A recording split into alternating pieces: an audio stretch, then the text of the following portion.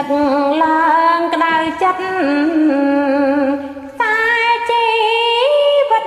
ខ្ញុំអរ៉ាក្តៅងំរំដំស្ទើរបែកលងស្នេហ៍ប្តីគេស្មាចង់តែស្រែកឲ្យរហែកមេឃញែកព្រះធរណីបើកឆាត Facebook ឃើញមុខជីវ៉ាលំក្តីស្នេហាអារម្មណ៍ញញចង់បានរូបបងរកក្បែរឈរវីទូផ្ដោពលីជាគូជីវិតទុំនួនបែដងក្នុងទ្រង់ឆោមឆ្លៅស្រែកដឹងហើយហៅប្រពើដេកនិតតែក្តី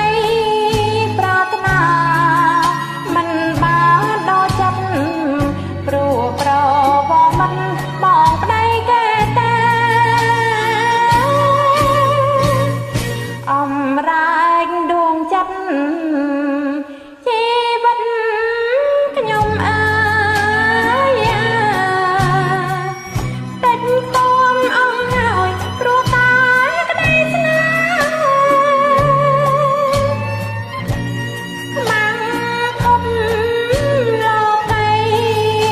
មិនចង់រស់ទេព្រោះបងប្តីគេប្រាថ្នាម្ដេចបាន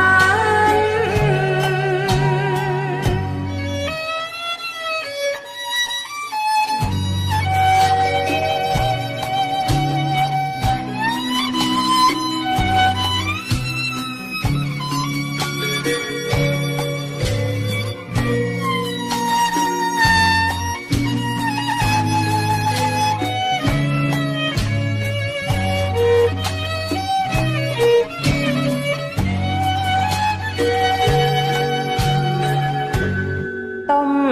នួនបែដ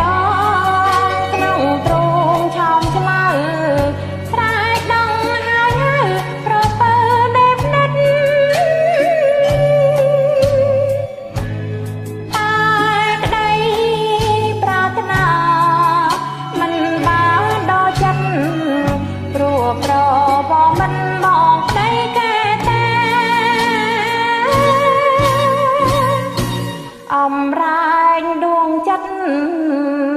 ជីវិតខ្ញុំអើយតិចគំអងហើយព្រោះតែក្តីស្នេហ៍បាំងធំលោកីមិនចង់រស់ទេព្រោះបងប្តីគេប្រាថ្នាម្ដេចបាន